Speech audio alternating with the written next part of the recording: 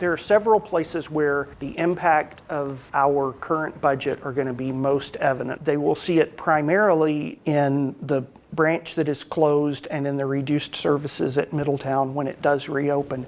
They'll also see it in a smaller collection that means longer wait times. One of the biggest challenges that we've had is that in the run-up to the end of the fiscal year, because of the way that the whole budget proposal process went, we had a lot of vacant positions that we were keeping open because we were anticipating that July 1st, our libraries would be open for a lot fewer hours each week.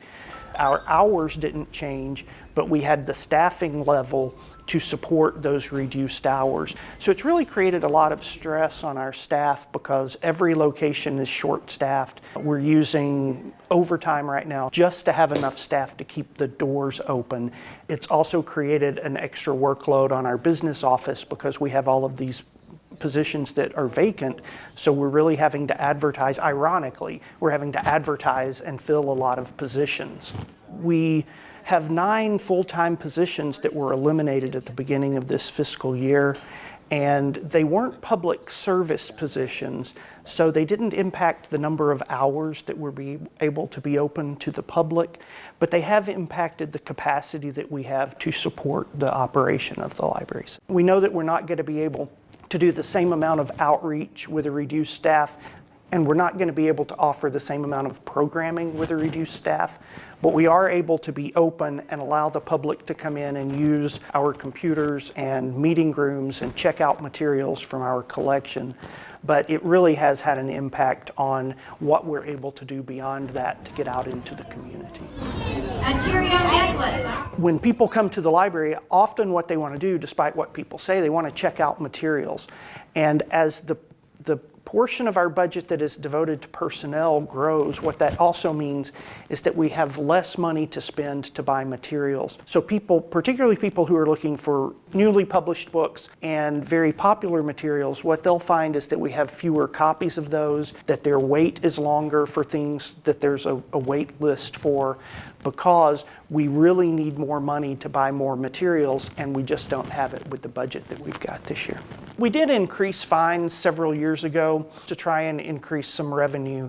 The reality of fines, though, is that it's a very, very small percentage of our budget. There's a line item in our budget for revenues from things like that, and it's around $250,000 or $300,000 against a $23 million budget. So it's a very small amount. There's also a reality with fines that as the amount goes up, the likelihood of people ever paying them actually goes down. So there's a trend right now where libraries all across the country are eliminating overdue fines and finding that people return items more consistently because they don't have the shame or potentially the financial hardship of having to pay fines.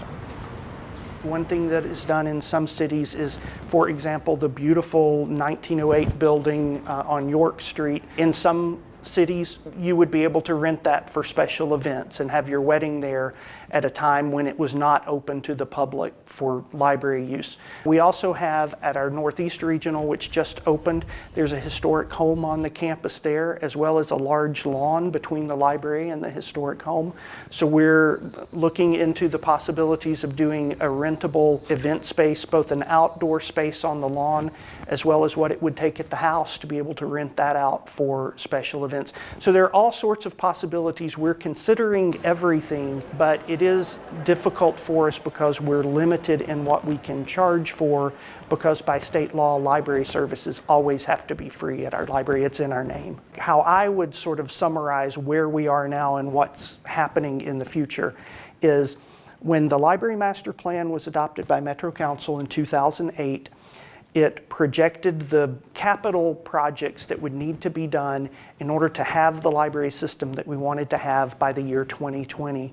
It also projected the operating budget that we would need to run that library system, and it projected that we would need $29 million per year to operate the library system.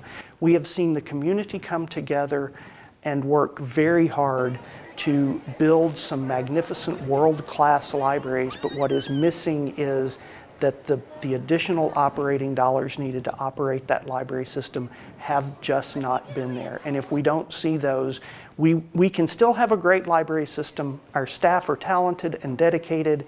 We can provide materials, but we will not be able to operate as many locations as we are operating now without additional revenue in the future.